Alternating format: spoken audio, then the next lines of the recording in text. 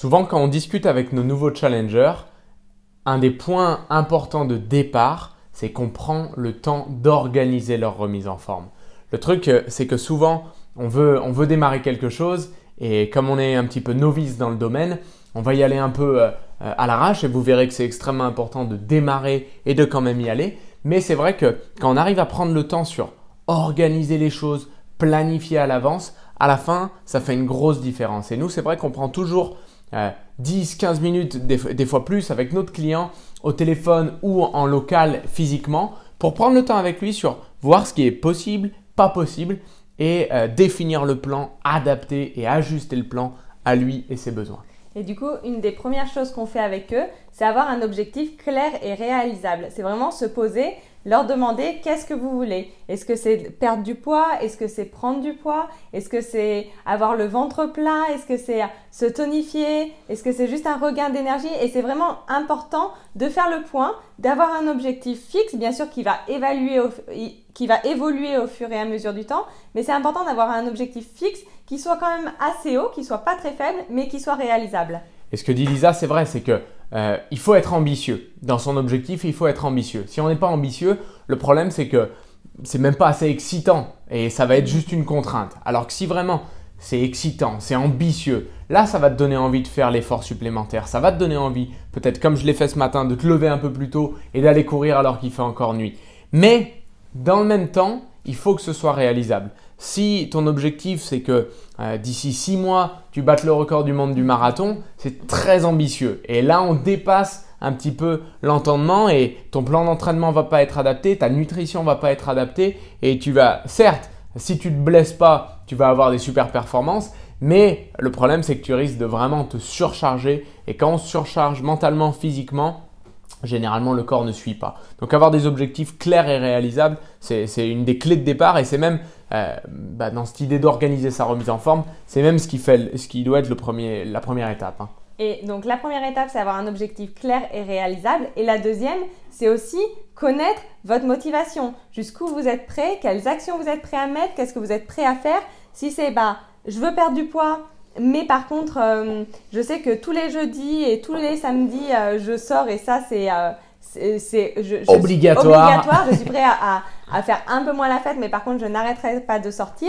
Ok, pas de souci, on va travailler avec tes objectifs, mais par contre, tu peux pas perdre 15 kilos en sortant 2 fois par semaine. C'est juste normal. Donc, on réévalue aussi vos objectifs en fonction des actions et de votre motivation et de ce que vous êtes prêt à faire. Carrément.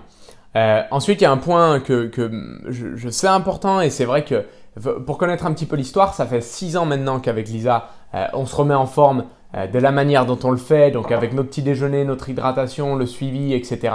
et l'activité physique en plus. Et moi, une des difficultés vraiment que j'avais avant quand j'essayais tout seul de me remettre en forme, c'était au niveau de l'alimentation. D'où l'importance vraiment de notre suivi. Mais au niveau de l'alimentation, d'une part, je n'avais pas l'éducation. Je ne savais pas ce que c'était de bien manger. Je n'avais aucune idée vraiment entre distinguer tel aliment, à quoi il allait pouvoir me servir, qu'est-ce qu'il y avait dedans. Et on ne vous demande pas du tout d'être des scientifiques et de tout savoir. Ce n'est pas ça l'idée. Mais par contre, c'est important d'avoir une petite idée. Et faire une liste de courses de démarrage et s'y tenir a un rôle pour moi qui est majeur. Parce que le vrai problème de ta remise en forme, ça va être quand le soir, tu rentres du boulot un petit peu tard et puis tu n'as pas eu le temps de vraiment préparer. Et si tu n'as pas les choses qui sont dans le frigo ou dans les placards, le problème c'est que tu risques de te jeter vraiment sur l'alimentation. Ce que tu voulais éviter, n'importe quoi, mais tu risques de descendre dans la rue si tu es en ville et aller t'attraper le premier truc qui est trop gras et probablement trop sucré aussi. Et du coup, à chaque fois, ça te retarde dans tes objectifs. Alors qu'au moins, quand tu as fait une liste de courses qui est claire et que tu t'y es tenu, tu as tout à disposition. Certes, tu vas être moins content parce que tu vas devoir te dire « Oh putain, je vais vraiment devoir bouffer les haricots ce soir. » Mais en même temps, ça te coûtera moins cher et en plus de ça, tu te rapprocheras de ton objectif. Un des points aussi importants, c'est jeter ou donner ce qui n'est pas utile. Par exemple, tu as eu plein de chocolat à Noël que tu aimes, mais comme ça, et en plus, tu sais que c'est pas bon pour ta remise en forme. Au lieu de les garder dans ton placard et d'être tenté le soir devant la télé, le mieux, c'est de les offrir à quelqu'un qui aime les chocolats et qui n'a pas forcément des objectifs. tu leur offres, ça leur fait plaisir et toi au moins tu n'es pas tenté. Et puis cette personne-là, tu pourras nous l'envoyer par la suite. Non mais, regardez, on va vous faire une confidence. Ça fait quelques années qu'on est ensemble avec Lisa et tous les ans, à Noël, à ces périodes-là, on nous offre des chocolats. On les bouffe pas tous, on les mange pas tous et c'est important.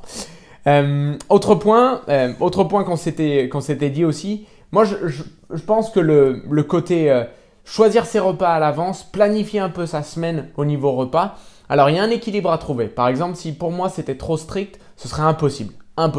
Mais je dois avoir une idée, on va dire des combinaisons que je peux faire. Si je sais que j'ai des aubergines, du poulet, j'ai du riz, j'ai des courgettes, j'ai de la tomate, peu importe ce que j'ai, je dois avoir une idée globale de ok, cette semaine je vais pouvoir faire à peu près ça, à peu près ça, à peu près ça, à peu près ça. Et ça m'aide beaucoup à m'y tenir et à finalement avoir globalement une semaine qui se passe bien au niveau de la nutrition. Et c'est surtout important aussi de choisir ses repas et de les préparer à l'avance. Si le midi, tu manges pas chez toi, si tu manges au travail, si tu prépares pas, t'as pas ta petite boîte avec ton plat préparé. Les vrais diront la gamelle. Le problème, c'est que quand t'as rien à manger, tu vas à la boulangerie, tu as le sandwich ou tu as une salade où il n'y a pas forcément les bons apports dedans. Du coup, tu vas prendre le sandwich, tu vas faire les mauvais choix et tu vas être pas bien, tu vas avoir sommeil et du coup, tu vas rentrer chez toi et tu vas avoir besoin de manger. Et du coup, il va être 18h et tu vas prendre dans le frigo. Et en fait, tu as perdu ta journée. Alors que si tu es organisé sur ta semaine au moins les midis, quand tu sais que tu manges à l'extérieur, si tu manges chez toi, c'est différent. À ce moment-là, tu as tes boîtes chaque jour, tu sais exactement ce que tu vas manger. Et quand tu as quelque chose que tu as préparé, tu le manges parce que tu n'as pas envie de le jeter. Du coup, tu le manges. Du coup, tu vas pas à la boulangerie et tu fais les meilleurs choix. Exactement. Et l'autre point là, c'est pas vraiment un point, mais je le précise un peu. Nous, la façon dont on aide nos challengers, on le disait, c'est avec un meilleur petit déjeuner, une meilleure hydratation. Et ça fait partie aussi de l'organisation. C'est que tu peux pas démarrer qu'à moitié. Et nous, les personnes qui démarrent avec nous, on sait qu'elles ont leur nutrition pour le mois et ça fait une grosse différence. Donc, on va leur amener le suivi, on va leur amener le coaching, on va leur amener le sport après. Mais ils doivent démarrer aussi avec une bonne nutrition. Et si tu es à la recherche aussi de personnes avec qui tu peux faciliter ton organisation, c'est notre rôle et vraiment, on le fait avec des milliers de challengers tous les mois. Donc, ça pourra t'aider. Et la deuxième partie de cette vidéo, toujours dans cette idée d'organiser sa remise en forme, on va parler planning. Le planning, finalement, dans organiser sa remise en forme, c'est ce qui est absolument fondamental. Et on sait qu'il te faut un planning de sport, on va y revenir, un planning sur l'alimentation, on l'a vu sur la première partie de cette vidéo. Mais moi, j'ajouterais à ça, il te faut un planning aussi sociable. Si tu sais que dans 2 semaines, il y a l'anniversaire de ton meilleur ami et tu vas pas pouvoir boire que de l'eau, tu vas pas pouvoir manger ton chou-fleur pendant que les autres mangent une raclette ou quoi que ce soit, eh ben, tu dois aussi le prévoir dans ton planning. Et il n'y a pas de mal à ça. Et assimile et associe, on va dire, ces moments sociables à des moments de récompense. Quand tu associes ça à des moments de récompense, ce qui va se passer, c'est que tu vas avoir beaucoup plus de facilité à suivre ton plan et c'est un peu des étapes importantes, des milestones. Boum, j'ai passé l'anniversaire de mon meilleur pote et j'ai déjà un peu avancé. Je me suis fait plaisir, je me suis récompensé. Boum, qu'est-ce qu'il y a dans 1 semaine, dans 2 semaines, dans 3 semaines? Ça va te donner un visuel et rendre un petit peu plus humaine ta remise en forme. Et peut-être le dernier point avant que Lisa parle de toute la partie sportive, moi je dirais pour organiser ta remise en forme, sur la fin de ta remise en forme, tu dois avoir en tête un challenge que tu t'es fixé. Ou alors, tu sais, ça peut être une course, ça peut être t'être inscrit à un semi-marathon, t'être inscrit à un 10K, peut-être si tu vas à la salle de sport, soulever tel poids. Peut-être que si c'est en famille, être capable de monter les escaliers de chez toi que tu n'arrivais pas à monter avant. Peut-être que ça peut être juste aller faire une balade avec toute la famille que tu n'arrivais pas à faire avant parce que tu étais essoufflé. Fixe-toi un truc qui te fait un petit peu peur en le voyant, mais que tu sais qu'avec du travail et avec de l'organisation, tu vas l'atteindre. Et le dernier point, comme le disait Mathieu, c'est au niveau sport. C'est aussi important Il y a un point bonus quand même. Ah, c'est aussi important de planifier et d'être aussi de connaître ce que tu es capable ou pas de faire. Ça sert à rien de te dire je vais faire du sport, je m'inscris à la salle de sport, je paye les frais d'inscription. Le premier mois, je m'engage sur 1 an et puis la première semaine, j'y vais vraiment tous les jours 2 heures. La deuxième, j'y vais 3 jours, puis la 4e, en fait, j'en peux plus parce que j'ai le temps de rien faire, donc j'arrête. Non, ça, c'est pas la solution. Commence petit à petit. Si tu as jamais fait de sport, réfléchis à qu'est-ce que tu aimes. Par exemple, si tu as des enfants, si tu as un chien, dis-toi, bah tiens, je vais commencer 2 fois par semaine, je vais aller me promener et je vais faire je vais marcher très vite ou je vais courir un petit peu. Tu commences comme ça. Fractionner. Un peu de fractionner, exactement. Si tu aimes pas sortir dehors, tu peux te dire, bah tiens, je vais regarder une vidéo peut-être de 10 minutes pour commencer, une vidéo où on fait du sport. Donc tout ça… Pas Netflix, hein.